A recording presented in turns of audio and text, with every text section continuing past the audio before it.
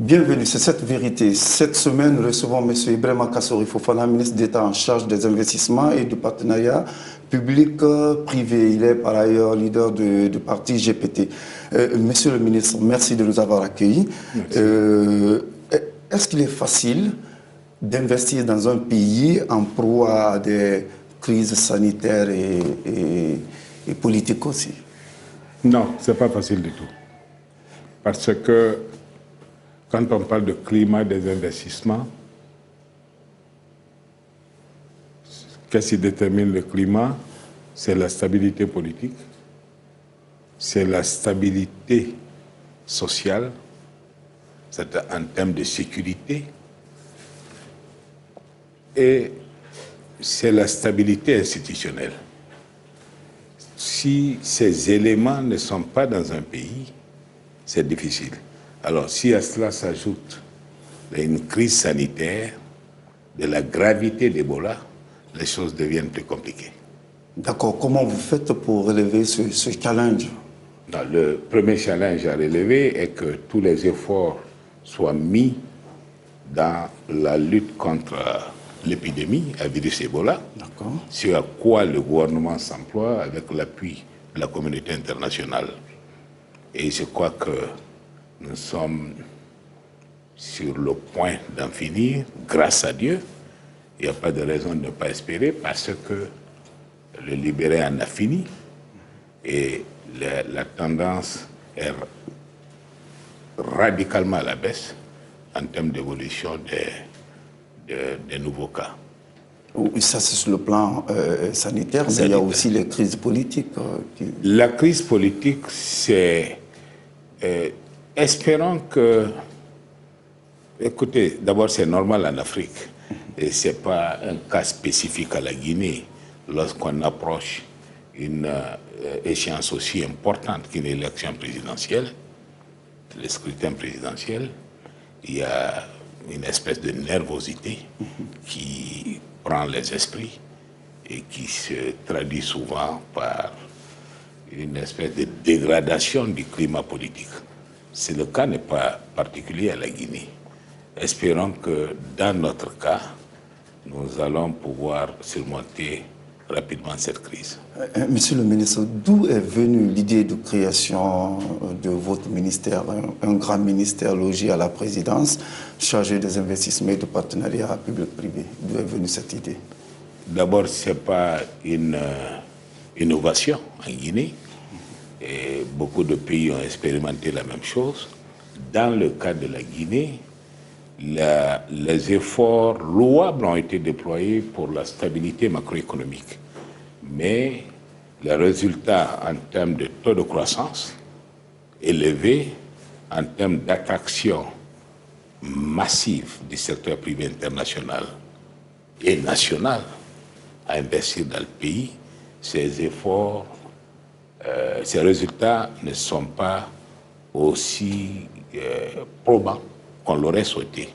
Alors, la mise en place d'une structure comme la mienne, que je dirige, est d'aider à faciliter l'investissement privé, en travaillant sur le cadre institutionnel, en travaillant sur l'accélération des procédures, en travaillant sur la promotion du pays auprès des investisseurs. C'est ce que nous essayons de faire. Oui, et vous êtes dans un gouvernement qui est quand même dirigé par un Premier ministre qui est chargé de coordonner les activités de tous les autres ministères. Mais vous êtes un ministère d'État, logé à la présidence. Est-ce que vous n'avez pas le sentiment d'être un Premier ministre bis? Non, je n'ai pas ce sentiment. Le Premier ministre s'appelle le Premier ministre. Le ministre d'État en charge des questions d'investissement et des PPP s'appelle M. Kassori. Il n'y a pas de confusion possible. Ok, il n'y a pas de confusion. L'un en charge la conduite du gouvernement, l'autre en charge d'aider le président de la République et le gouvernement à mieux avancer le calendrier par rapport à l'investissement privé dans le pays. Vous êtes Donc économiste. nous avons des rôles plutôt complémentaires. D'accord, parfait. Vous êtes économiste. En tant qu'économiste, est-ce que vous vous avez le sentiment que la Guinée est sur la bonne voie sur ce plan vraiment économique? Non, il n'y a pas d'autre. Il n'y a pas d'autre. Ce n'est pas moi qui le dis. C'est le témoignage de des observateurs de la scène économique mondiale qui le disent. Quand vous prenez les indicateurs de type Doing Business, vous voyez que la Guinée progresse. De 177e, on a fait des progrès. On est autour de 160 ou 150 et quelques. C'est un progrès. Quand vous regardez l'indice de pauvreté, n'est-ce pas, nous sommes en progrès.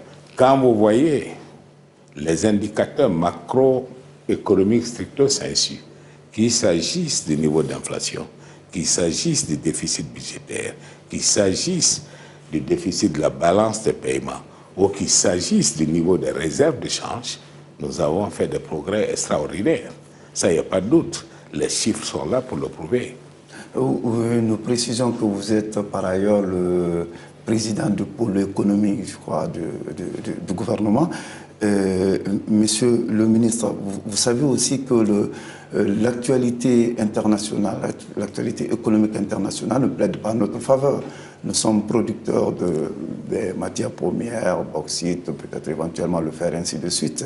Et comment vous allez faire pour vraiment faire décoller l'économie? Parce que le marché international est complètement grippé. Écoutez, le monde, d'un point de vue économique, est devenu unipolaire. C'est le libéralisme économique. Le libéralisme économique suppose que les oscillations économiques sont monnaie courante. Donc le business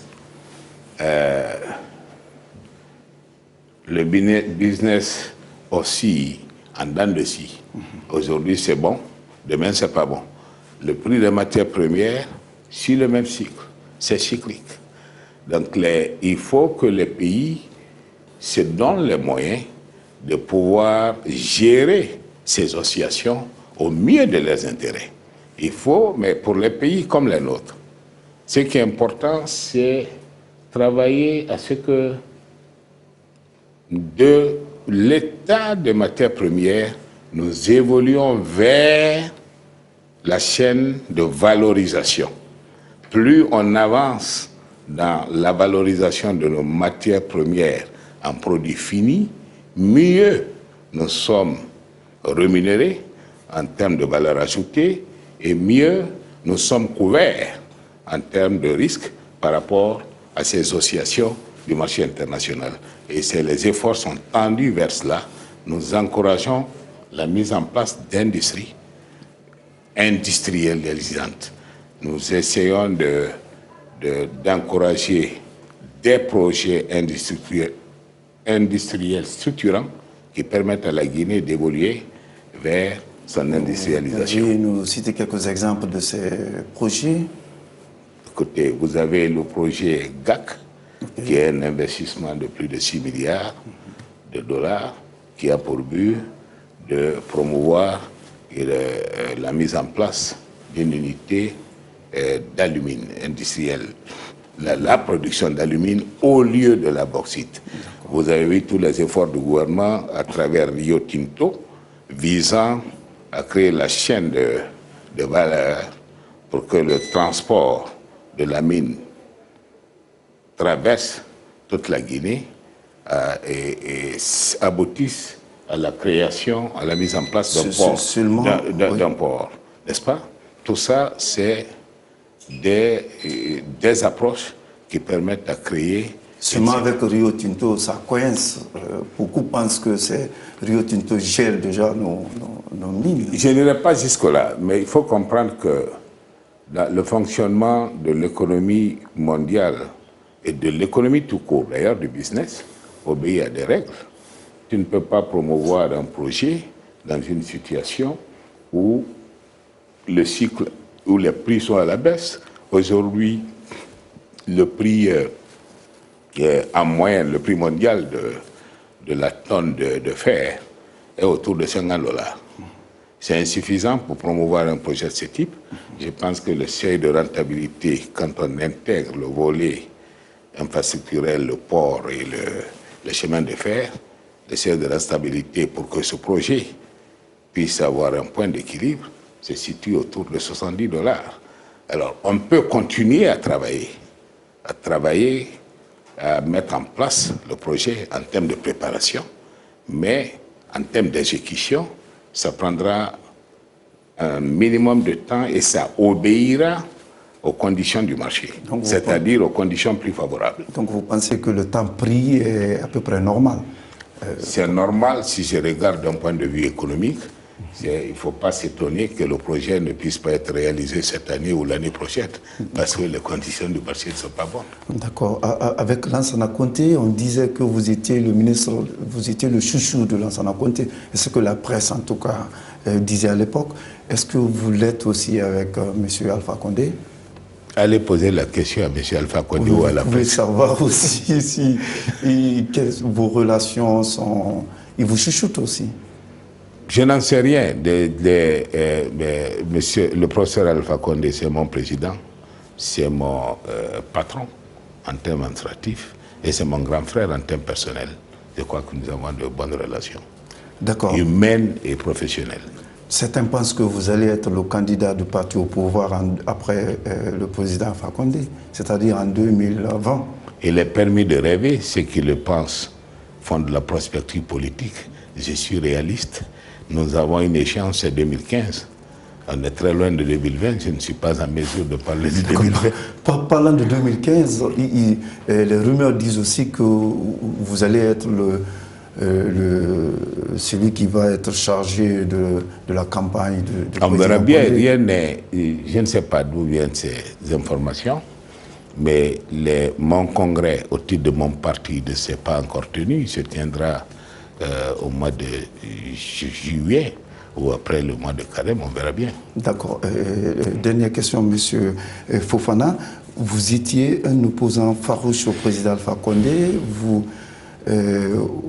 teniez même des propos parfois très durs à son égard.